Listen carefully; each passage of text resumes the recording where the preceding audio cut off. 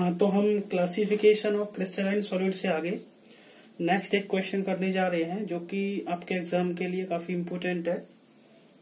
तो ये जो क्वेश्चन है वो है what are super cool liquids.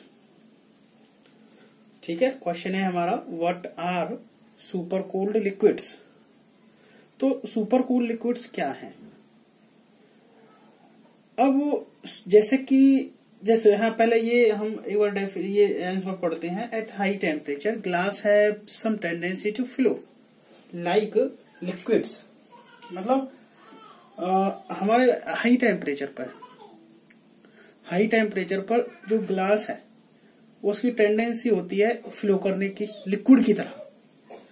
ठीक है, मतलब अगर हाई टेम्परेचर हाई करे तो ग्लास जो है वो लिक्विड की तरह फ्लो करते हैं।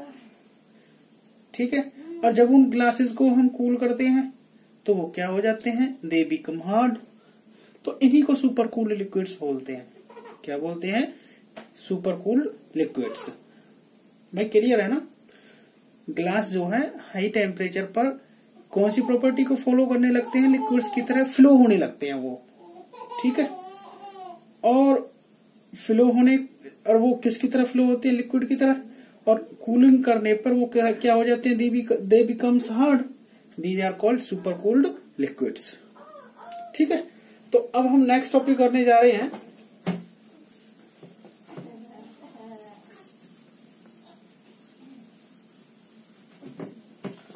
इसमें जो नेक्स्ट टॉपिक आता है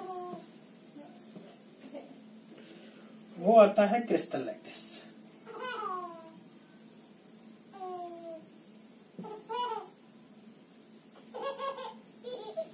अगला टॉपिक आता है यहाँ क्रिस्टल लैटिस का।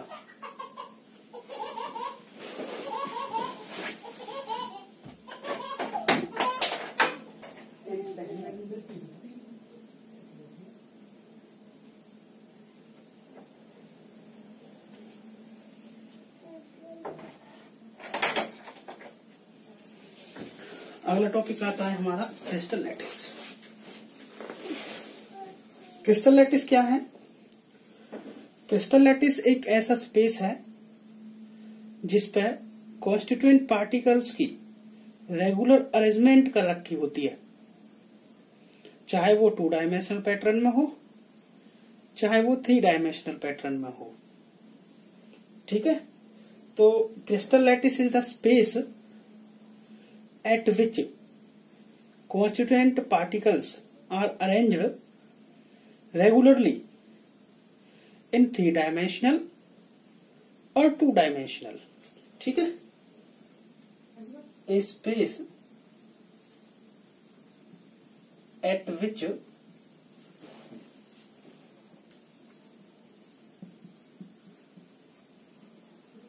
constituent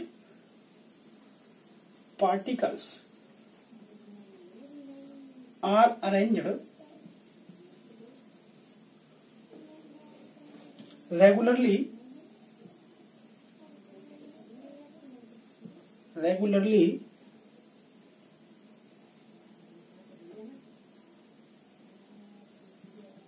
in 2-dimensional और 3-dimensional पैटर्न।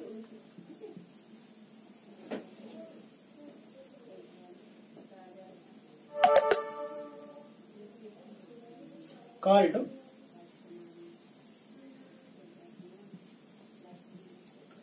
Crystal lattice. क्या बोलते हैं भाई इसको? Crystal lattice. जैसे कि हम क्रिस्टलाइन सॉलिड में पढ़ रहे थे, पार्टिकल की अरेंजमेंट वहां रेगुलर थी। तो अगर वो ही अरेंजमेंट हम किसी स्पेस पे दिखाएं, किस पे दिखाएं? किसी स्पेस पे, तो वो जो स्पेस होगा जिस पे वो अरेंजमेंट शो कर रखी है, it will B crystal lattice. वो क्या होगा? Crystal lattice. जैसे हम एग्जांपल लें, जैसे हम दिखाने जा रहे हैं, आपको समझ में आ गया ना? ये एक ऐसा स्पेस है जहां पर कॉन्स्टिट्यूएंट पार्टिकल्स 2 डायमेंशनली और 3 डायमेंशनली अरेंज कर रखे हैं। ठीक है, it will be the crystal lattice. इसका हम स्ट्रक्चर से समझेंगे। ये क्रिस्टल लैटिस का स्ट्रक्चर 3 डायमेंशनल में किस तरह का होगा।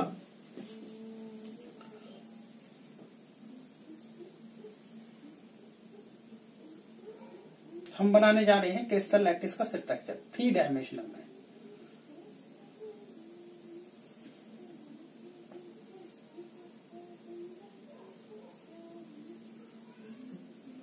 ये देखिए, ध्यान से देखना है।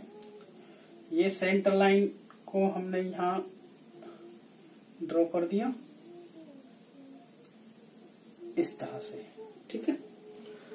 अब मैंने क्या करना है, ये ऊपर वाली जो 3 लाइन्स है उनमें से नीचे वाली लाइन को नीचे वाली लाइन से मिला देना है, सेंटर वाली को सेंटर वाली से और ऊपर वाली को ऊपर वाली से।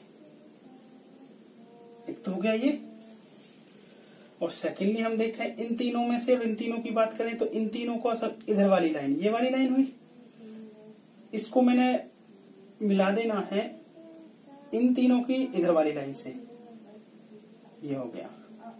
सेंटर वाली को मिला देना सेंटर वाली से, और इन तीनों की जो इधर वाली है इन तीनों की इधर वाली के साथ मैच कर देंगे। मीन्स ये इसकी इधर वाली ये हो गई और इसकी इधर वाली ये हो गई।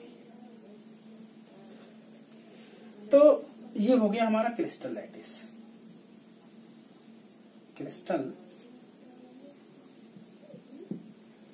लैटिस समझ में आ गया। ये क्रिस्टल लैटिस कैसा है बेटा, 3 डायमेंशनल पैटर्न में। तो क्रिस्टल लैटिस एक ऐसा स्पेस है जिस पर कॉन्स्टिट्यूएंट, जैसा मैं कॉन्स्टिट्यूएंट पार्टिकल्स अरेंज करके दिखा रहा हूं। ये दिखा दिए मैंने है कॉन्स्टिट्यूएंट पार्टिकल्स इस तरह से।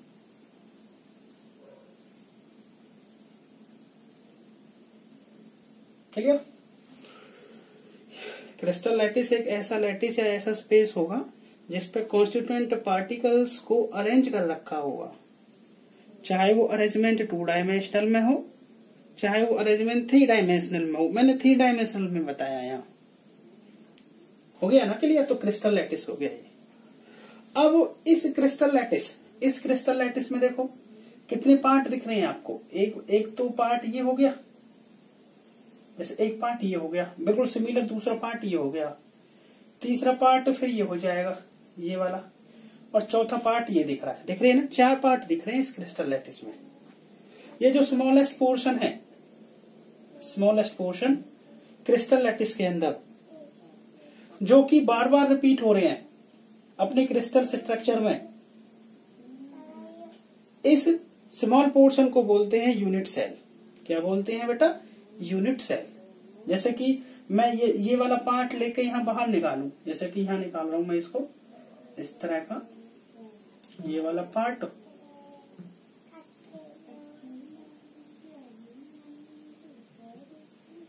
ठीक है। इस क्रिस्टल लैटिस का स्मॉल पार्ट, ये वाला पार्ट मैंने यहां ले लिया, और इस स्मॉल पार्ट को हम बोलते हैं यूनिट सेल। क्या बोलते हैं बेटा, यूनिट सेल। समझ में आ गया ना। क्रिस्टल लैटिस तो हो गया हमारा। अब हम बात कर रहे हैं यूनिट सेल की, ठीक है। यूनिट सेल क्रिस्टल लैटिस का स्मॉलेस्ट पोर्शन होता है, जो कि अपनी क्रिस्टल स्ट्रक्चर में बार बार रिपीट हो गए, यूनिट सेल, ठीक है। तो आगे हम यूनिट सेल को लिखने जा रहे हैं। समझ में आ गया। तो यूनिट सेल क्रिस्टल लैटिस का स्मॉल पोर्शन। तो देखो यहां आगे मैं बताने जा रहा हूं unit cell. Unit cell, unit cell होता है the smallest portion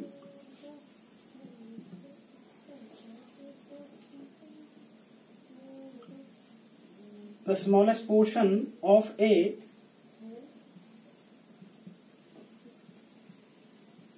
crystal lattice which repeat again and again in its crystal structure.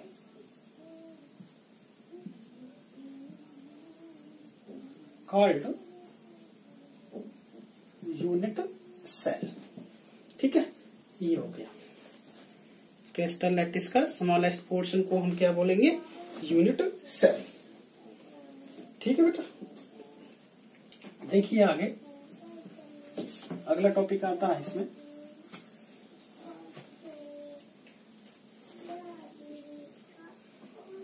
अगला है भाई types of unit cell. Types of unit cell. अब यूनिट सेल जो कि स्मॉलेस्ट पोर्शन था crystal lattice का, उसके टाइप करने जा रहे हैं। तो यूनिट सेल जो होगा ये बेसिकली टू टाइप्स का होता है, जिसमें जो पहला टाइप है it is primitive unit cell. दूसरा पार्ट जो होगा it will be non primitive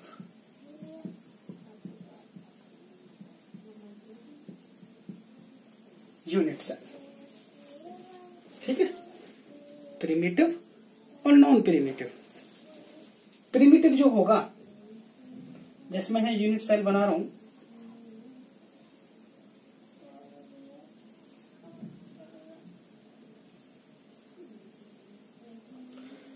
एक यूनिट सेल ये हो गया,